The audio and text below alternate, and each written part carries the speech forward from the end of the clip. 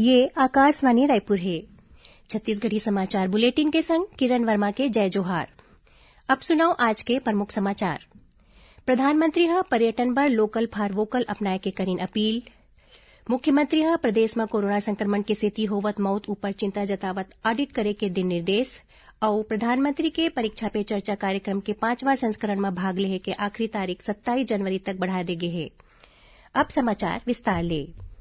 प्रधानमंत्री नरेंद्र मोदी लोगन मन ले अपील करे है कि ओमन पर्यटन बर लोकल फॉर वोकल अपनावे और कोनो विदेशी पर्यटन स्थल में जाए के योजना बनाए के पहली देश के पर्यटन स्थल में जाए बर विचार करे। ये बात ओमन आज वीडियो कॉन्फ्रेंस के माध्यम ले गुजरात में सोमनाथ मंदिर करा नवा सर्किट हाउस के उद्घाटन करत केहिन।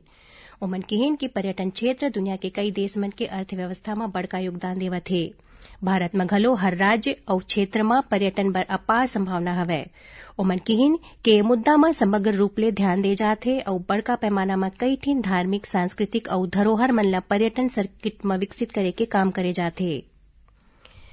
उच्चतम न्यायालय चिकित्सा पाठ्यक्रम पर राष्ट्रीय पात्रता प्रवेश परीक्षा नीट में अखिल भारतीय कोटा सीट मन में अन्य पिछड़ा वर्ग के उम्मीदवार मन बर आरक्षण के संवैधानिक वैधता ला बरकरार रखे है। न्यायालय कहे है कि खुली प्रतियोगी परीक्षा में आरक्षण योग्यता में बाधक नहीं है। ओमन केहिन कि खुली प्रतियोगी परीक्षा सिर्फ औपचारिक समानता सुनिश्चित करथे, संगे संग अन्य पिछड़ा वर्ग समेत कुछ वर्ग के लोगन मन बर शैक्षिक सुविधा के उपलब्धता और पहुंच में व्यापक असमानता ला समाप्त नहीं करे। प्रदेश में काली कोरोना संक्रमण के 5,649 नवा मामला आगू आईस। एमा रायपुर जिला में सबले ज्यादा 1,442 मरीज मिले है। ए बेरा प्रदेश भर में 31,700 ले ज्यादा मरीज मन के आने अस्पताल या होम आइसोलेशन में इलाज चलत है। उन्हें कोरोना संक्रमण ले काली प्रदेश में 15 मनखे मन के मौत हुईस। राज्य में औसत पॉजिटिविटी दर 10.78% ले ज्यादा चलत है। एती कोविड के बढ़त मामला ला देखा धमतरी कलेक्टर बर बिहाव और अंत्येष्टि कार्यक्रम मन के घलो प्रशासन करा अनुमति लेना अनिवार्य कर दे है। यही बीच कोरोना संक्रमण ला रोके बर जिला प्रशासन के संगे संग आने सामाजिक संस्थान मन डाहर ले जागरूकता अभियान चलाए जाथे। यही कड़ी में छत्तीसगढ़ चैम्बर ऑफ कॉमर्स के पदाधिकारी मन संग एनजीओ हम कोशिश करेंगे और सरस गुलाब फाउंडेशन संस्था के वॉलंटियर मन रायपुर के पंडरी कपड़ा मार्केट में नो मास्क नो सेल के संदेश देवत जन जागरूकता अभियान चलाइन, संगे संग मास्क घलो बाटेन। उन्हें रायपुर के अग्रसेन कॉलेज और एनएसएस कैडेट्स के संयुक्त तत्वावधान में घलो शहर के आने जगह मन में नुक्कड़ नाटक के जरिया कोरोना ले बचाव के संदेश देगिस और युवा मन लोगन ले मास्क लगाए और टीका के दोनों डोज लगवाए के अपील घलो करीन। ऐसने जागरूकता अभियान रायपुर के साइंस कॉलेज में बनाए गए टीकाकरण केन्द्र में घलो चलाए गिस। प्रदेश में कोरोना संक्रमित मन के पहचान बर जांच के संख्या सरलग बढ़ाए जाथे। पांचू हफ्ता 14 ले 20 जनवरी के बीच करीबन 3,45,000 सैंपल मन के जांच करेगिस। प्रदेश में अभी हर दिन औसतन 49,000 ले ज्यादा सैंपल के जांच करे जाथे, जबकि पांचू महीना के आखिरी हफ्ता में ये संख्या लगभग 20,000 रहीस। बता दें कि स्वास्थ्य मंत्री टीएस सिंहदेव कोरोना संक्रमण में नियंत्रण पर स्वास्थ्य विभाग ला हरेक दिन ज्यादा ले ज्यादा संख्या में सैंपल के जांच के निर्देश दिन है। मुख्यमंत्री भूपेश बघेल प्रदेश में कोरोना संक्रमण के सेती होवत मौत ऊपर चिंता जताइन है। ओमन स्वास्थ्य विभाग के प्रमुख सचिव ला कोरोना मरीज मन ला बेहतर स्वास्थ्य सुविधा उपलब्ध कराए के निर्देश दिन है। संगे संग ओमन केहिन के कोरोना संक्रमण के कारण होवैया प्रत्येक मौत के ऑडिट करे जाए।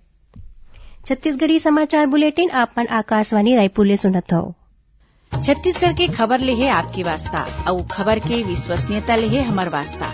आकाशवाणी समाचार रायपुर के प्रादेशिक समाचार बुलेटिन के संगे संग हमार समसामयिक कार्यक्रम आप रेडियो के संग अपन मोबाइल में घलो सुन सकत हो। आकाशवाणी समाचार फेसबुक, ट्विटर और यूट्यूब में घलो हावय। हमार फेसबुक पेज हरे Chhattisgarh news on AIR, Twitter handle CGAIR news और हमार यूट्यूब चैनल हरे छत्तीसगढ़ AIR न्यूज। तो अब रेडियो के संगे संग आपके मोबाइल के माध्यम ले हम आप तक पहुंचत हन। छत्तीसगढ़ के हर खबर बर सुनत रहो आकाशवाणी समाचार। अब आगू बढ़बो बाचे समाचार कोती। सुनैया मन ला बता दन कि आजादी के अमृत महोत्सव के तहत प्रादेशिक समाचार एकांश आकाशवाणी रायपुर डहले प्रश्नोत्तरी कार्यक्रम शुरू करेगे है। एमा छत्तीसगढ़ी बुलेटिन सुनैया मन पर आज के सवाल हवै। राजनांदगांव जिला में बद्राटोला जंगल सत्याग्रह कोन बछर में होए रहीस? सवाल एक घाव और सुन लेवो। राजनांदगांव जिला में बद्राटोला जंगल सत्याग्रह कोन बछर में होए रहीस? श्रोता मन ह अपन जवाब ईमेल आईडी raipurasawal@gmail.com म या फोन नंबर 9424208182 में SMS के माध्यम ले भेज सकत हैं।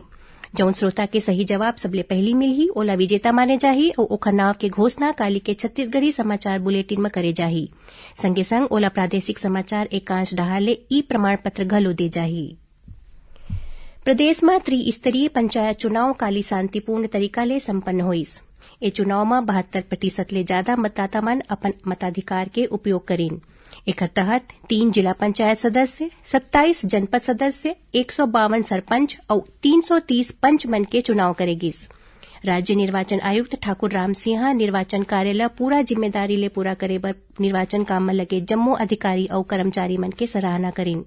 ओमन बताइन कि मतदान के दौरान सब्बो मतदान केन्द्र मन में कोरोना गाइडलाइन के पालन करत चुनाव संपन्न कराए गिस। ए चुनाव में युवा मन के संगे संग सियान और दिव्यांग मतदाता मन घलो बड़ उत्साह देखे गिस।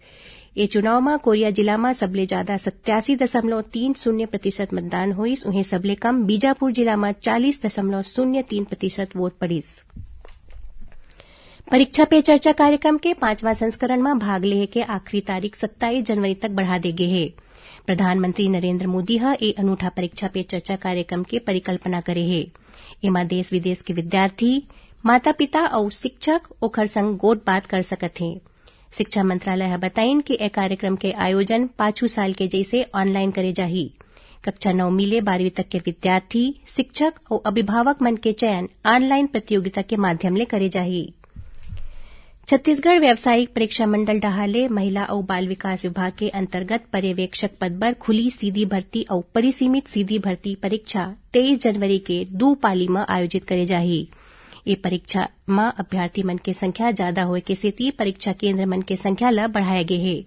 कोविड संक्रमित अभ्यर्थी कोविड सेंटर में परीक्षा दे सकी। एखर बर अभ्यर्थी मन ल एक दिन पहली जिला नोडल अधिकारी या जिला समन्वयक ल सूचना देना होही। यही बीच छत्तीसगढ़ लोक सेवा आयोग सहायक संचालक कृषि के 25 पद के भर्ती पर लिखित परीक्षा और साक्षात्कार में प्राप्त अंक के आधार में संशोधित चयन सूची और अनुपूरक सूची जारी कर दे है। पत्र सूचना कार्यालय और प्रादेशिक लोक संपर्क कार्यालय रायपुर के संयुक्त तत्वावधान में क्षेत्रीय लोक संपर्क कार्यालय बिलासपुर के सहयोग ले आज वैक्सीनेशन व कोविड अनुरूप व्यवहार को हाँ बोल विषय ऊपर वेबिनार के आयोजन करेगिस। एमा नेहरू युवा केंद्र और राष्ट्रीय सेवा योजना के स्वयंसेवक, गैर सरकारी संगठन के कार्यकर्ता, कलाकार और विद्यार्थी मन शामिल होइन। यही बीच क्षेत्रीय लोक संपर्क कार्यालय कांकेर डहाले कोरोना संक्रमण और टीकाकरण पर लोगन मन ल जागरूक करे बर जागरूकता रथ निकाले जाथे। ए रथ अवैया 7 दिन तक कांकेर के शहरी इलाका मन के भ्रमण करही।